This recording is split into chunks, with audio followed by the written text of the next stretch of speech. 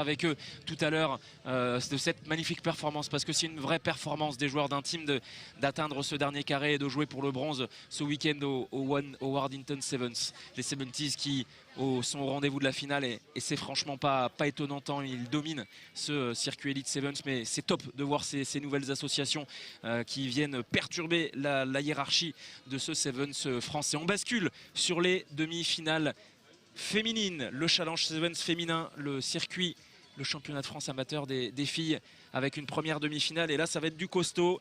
Euskadi Sevens face au Loup Rugby féminin. Alors, les joueuses d'Euskadi sont les championnes en titre, vainqueurs du Challenge Sevens féminin l'année dernière en 2022. Et elles sont face au Loup Rugby féminin qui n'est pas sur le Challenge Sevens féminin. C'est une équipe qui est invitée pour compléter ce plateau féminin sur ce Worthington Sevens, mais elles ne sont pas venues faire de la figuration. Les joueuses du Loup Rugby, elles jouent en Elite 1, le plus haut niveau à 15 féminin, et elles ont terminé la saison. Elles ne se sont pas qualifiées pour les phases finales, il me semble, où elles ont perdu au premier tour, et du coup elles jouent libérées avec l'objectif d'aller le plus loin possible. Un énorme duel entre des joueuses d'Elite 1 également pas mal dans le groupe basque de Euskadi Sevens. C'est parti pour cette demi-finale féminine. Euskadi Sevens, Loup Rugby féminin.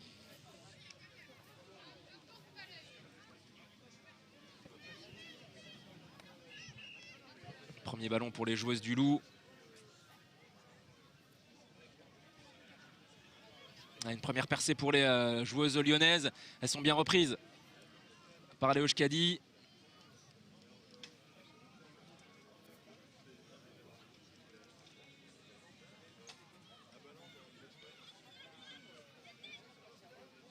Elles sont solides, hein. C'est vraiment une belle équipe, les joueuses du Loup, avec des gabarits, de l'explosivité.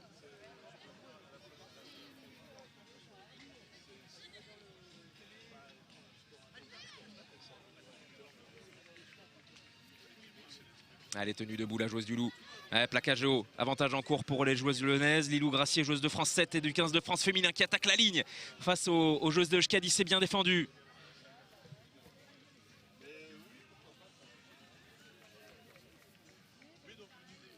Longue possession pour démarrer cette rencontre entre les joueuses du Loup.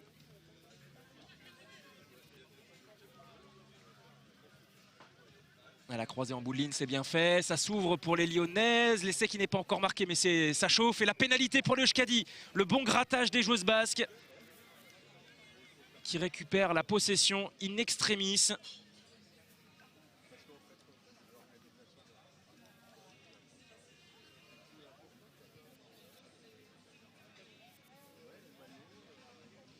Et elles vont pouvoir se dégager et trouver la touche.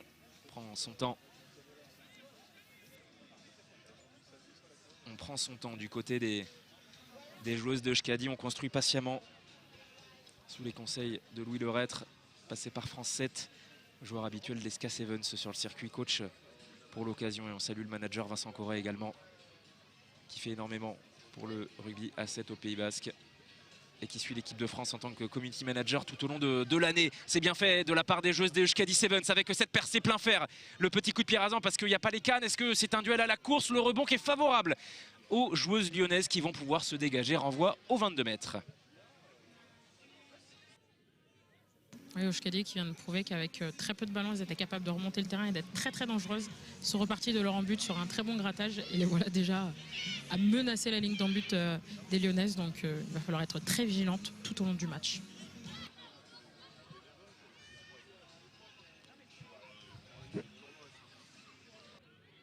La percée des joueuses du Loup plein fer à la course. C'est un duel, c'est un sprint là clairement avec les joueuses de Euskadi. Ça part en travers, mais c'est rattrapé. Le soutien qui est là, le petit en avant. Mêlée pour les Euskadi. Le soutien qui n'avait pas compris qu'elle pouvait recevoir le ballon et qui était prête à protéger sa coéquipière au sol. Et du coup, incompréhension, le ballon qui tombe. Et petit en avant qui sauve la panique dans le camp Euskadi. Elle s'accroche, hein, les joueuses basques à chaque fois, mais c'est vrai qu'il y a du danger permanent du côté du Loup Rugby féminin.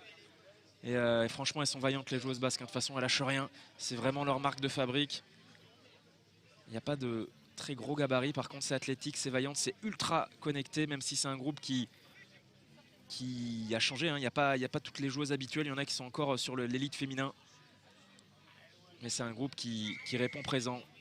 On le rappelle, les championnes en titre du Challenge Sevens féminin. C'est joué rapidement cette pénalité en mêlée. On va chercher les extérieurs. La magnifique sautée en bout de ligne. Et là, c'est un duel. L'accélération, le crochet, l'accélération dans le couloir des 15 mètres. Et la joueuse basque qui est rattrapée in extremis. C'était un petit peu au début, le bras tendu de monsieur l'arbitre. Et la pénalité, il va y avoir un carton. Ouais, elle avait attaqué au cou avant de se...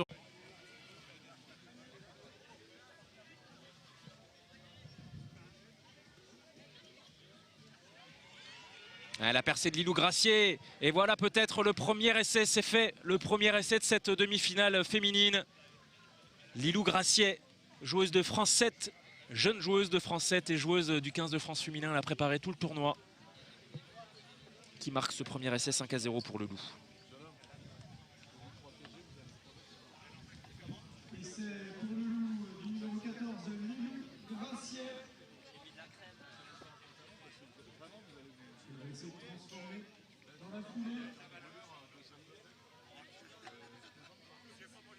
C'est transformé par Lilou Gracier. 7-0 pour le Loup.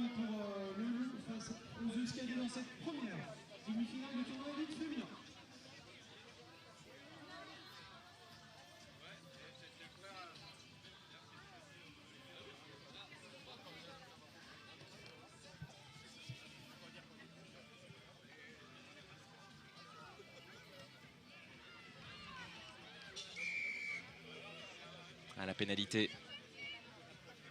en faveur des joueuses du Loup, prise en l'air sur ce renvoi et cette réception de renvoi. Attention les cannes, l'accélération, le break. Le Loup rugby féminin, elles sont rattrapées, la petite passe dans l'axe, c'est superbement fait. Deuxième essai pour le Loup, coup sur coup. Les Lyonnaises pour leur première participation au Wardington Sevens qui sont en train de dominer les championnes en titre. C'est pas terminé hein. Tout à l'heure sur les demi-finales garçons. On se rappelle que les South menaient 14-0 très rapidement et finalement ils ont été rattrapés 14-14 à la mi-temps. Donc tout est possible à 7. Mais là c'est vrai que les joueuses du Loup, Marie-Lou, sont mordantes, sans jeu de mots. Complètement, et elles font preuve de qualité et d'analyse sétiste très poussée pour un club qui évolue en élite à 15. Et donc c'est surprenant de les voir aussi techniques sur le set et en même temps c'est pas surprenant de les voir à ce niveau-là. Et elles sont en train d'étouffer complètement les vice-championnes de l'année dernière. Et le renvoi de Lilou Gracier.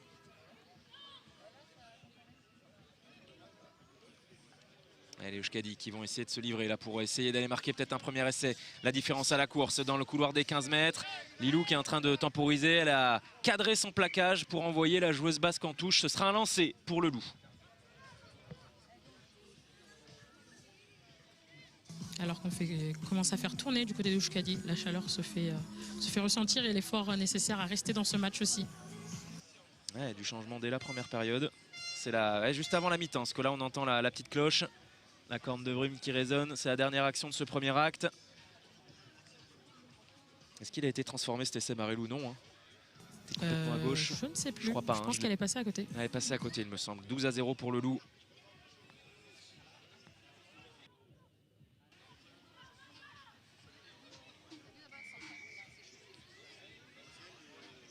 La pénalité pour les Euskadi qui jouent rapidement. Il y a peut-être un surnombre. Oh, c'est bien rattrapé en défense. La Chistera dans l'axe. C'est vraiment le moment pour les joueuses basques de marquer pour remettre la pression sur les joueuses lyonnaises. Elles étaient hors jeu, ces lyonnaises. Elles vont reculer un petit peu. Pénalité encore pour les Euskadi Sevens. La sautée, la passe qui n'est pas contrôlée. Le ballon qui sort en touche. C'est la mi-temps de cette première demi-finale d'élite féminine. C'est le Loup rugby féminin qui mène 12-0. 2 essais, une transformation pour les joueuses lyonnaises face aux joueuses basques de Euskadi Sevens. Et Marie-Lou, je pense qu'on peut aller tendre le micro vers les joueuses de Euskadi Sevens pour voir quelles sont leurs solutions pour essayer d'inverser la tendance. On sent qu'il y a beaucoup de fatigue du côté des joueuses basques.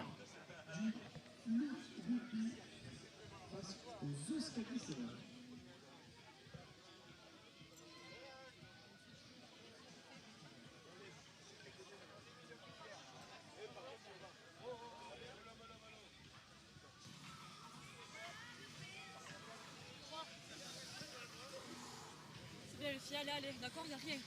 Il y a la place. On manque de patience. Ouais. Dommage, dernière action. Allez les meufs, c'est super bien. Allez. On lâche pas. La patience, maître mot de ce jeu à 7, la patience.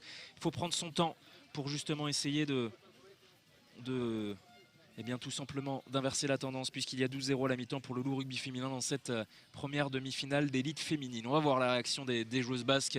Les mots de Louis Lerêtre sont la patience pour les joueuses basques. Vont-elles moins se précipiter? C'est parti. Coup d'envoi donné par Lilou Gracier.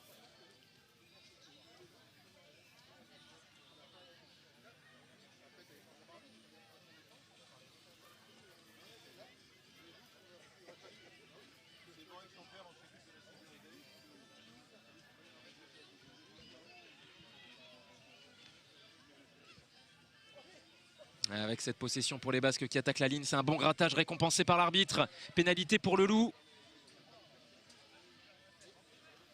C'est joué rapidement avec cette numéro 15 qui est vraiment très dynamique.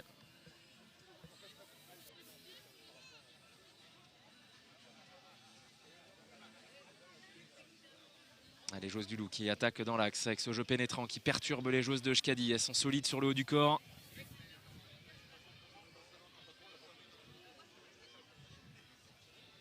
Et la touche concédée.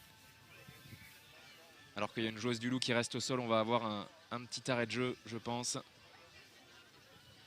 Il y a eu de la casse sur cette action. On va faire un petit arrêt de jeu et amener un petit peu d'eau pour vérifier qu'il n'y a rien de grave.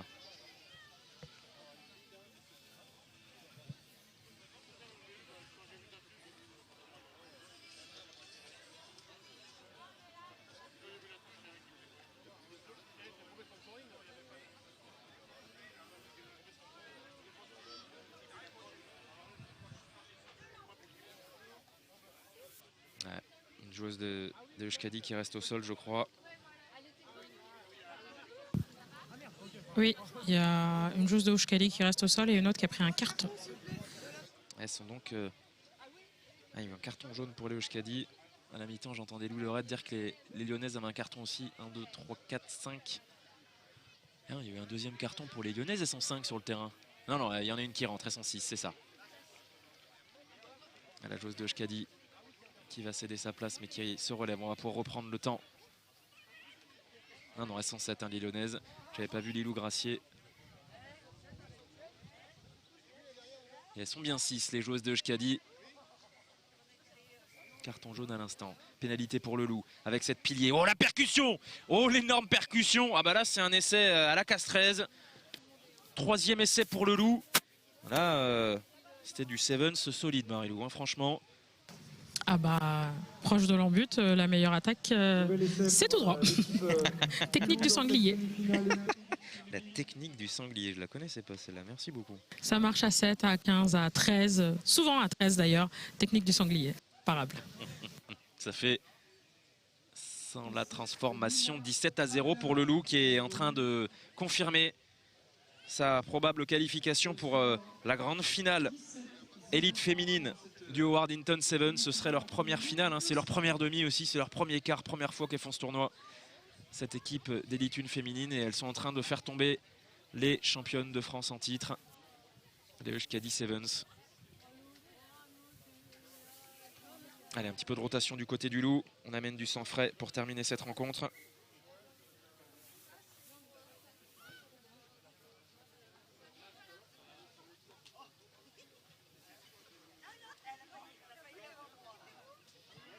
Alors, on voit récupéré par les joueuses du loup. Elles ont toute la possession. C'est compliqué pour les joueuses de Euskadi.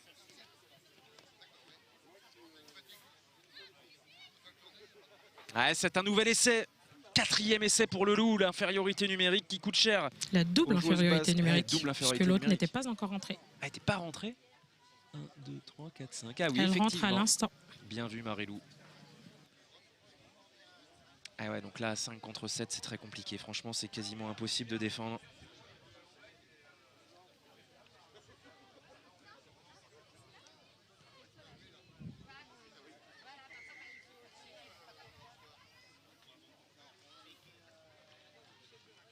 Et c'est le numéro 15, Philippe Laguerre, pour le loup olympique transformé par Lilou Gracier.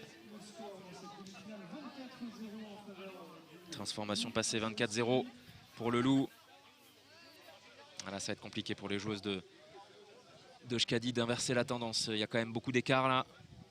Oui, c'est compliqué en discipline, c'est très difficile à rattraper à 7. On l'a dit, ça ouvre des intervalles. Quand il manque une joueuse, c'est encore pire. Donc déjà prendre des pénalités, prendre 10 mètres, c'est déjà pas évident. Là, ça va être quasi impossible.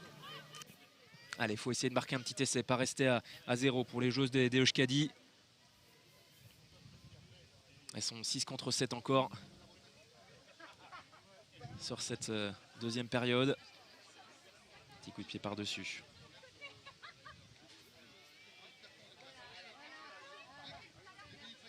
Ouais, ça a cherché les extérieurs du côté du Loup. Elles sont infatigables, hein, ces joueuses lyonnaises. Et ça a par contre rampé au sol. Pénalité pour les Euskadi qui jouent rapidement. À la percée des joueuses basques. L'accélération, elle est reprise. Elle trouve un soutien dans l'axe. Alors que la numéro 4, Maë s'arrache. Maë qui est aussi une joueuse de l'équipe de France. En U18 et maintenant en U15, elle a préparé le tournoi Destination avec le 15 féminin. Et elle est aussi dans le groupe élargi de France 7. Ah, merci Marie-Lou pour ces précisions. Vous l'avez dit, ce Challenge Sevens féminin qui recèle plein de talents. Des joueuses d'élite à 15, des joueuses qui sont pistées par... Alors que la capitaine Euskadi revient de son carton et elles sont donc à 7 contre 7. Au complet, les joueuses de Euskadi. Allez, il faut essayer d'aller créer quelque chose. Ce ne sera pas sur cette action avant de ne pas se mêler pour le Loup.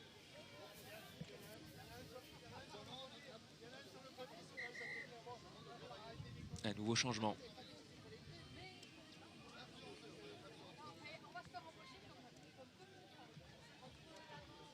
Alors que très sportivement, le staff basque a signalé au staff du Loup qu'il y avait une joueuse qui a besoin d'assistance médicale. On va un petit arrêt de jeu. Ah, c'est une superbe ambiance hein, sur ce circuit élite. Enfin, ce Challenge Sevens féminin et cette élite féminine au Wardington Sevens.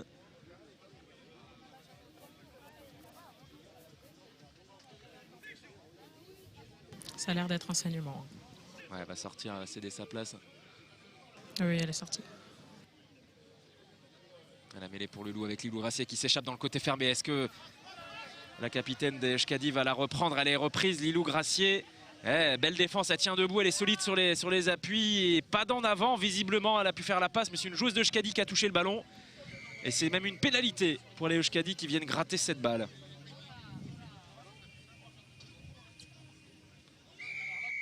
On n'était pas à 10 mètres du côté du Loup, on va les faire reculer.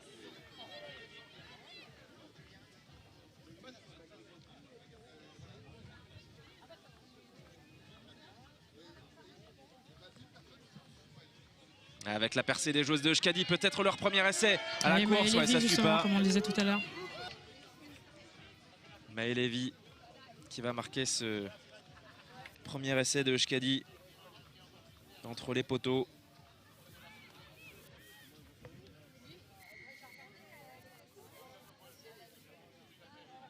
Entre les perches, c'est pas fini, hein. Il y aura un renvoi à jouer encore. On va tenter cette transformation. Et c'est pour l'équipe Euskadi Seven du numéro 4, Maë Lévy.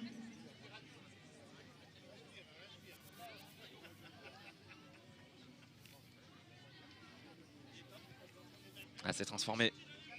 24-7 pour le Loup. 24-7 Pour Euskadi. La transformation pour l'Euskadi, mais c'est le Loup qui mène 24-7. Et c'est un renvoi pour les joueuses de Euskadi.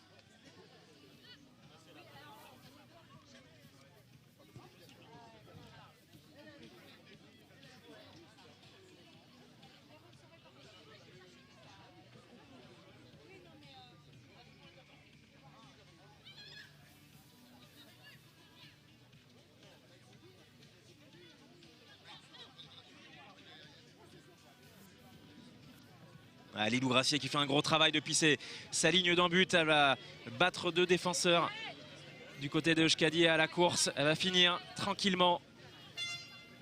5e essai sur la sirène pour le Loup qui va valider, composter son ticket pour la finale.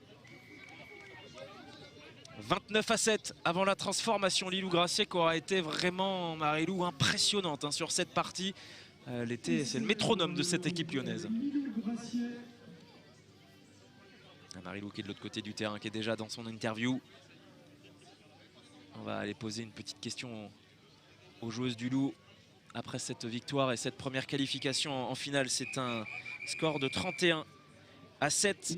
Qualification des Lyonnaises pour leur première participation au Wardington Sevens. Les joueuses du Loup joueront la finale à 16h25.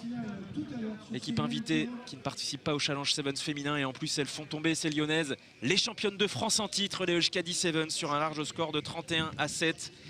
C'est pas terminé pour les joueuses de Euskadi. On va les retrouver vers 14h52 sur Télétour et sur le YouTube du Wardington Sevens pour la petite finale. Elles affronteront soit les Wardington Sevens Ladies, soit les 7 Fantastics, qui vont s'affronter dans quelques instants sur ce même terrain pour la deuxième demi-finale féminine. On va retrouver dans quelques instants Marie-Lou avec une joueuse du Loup rugby féminin.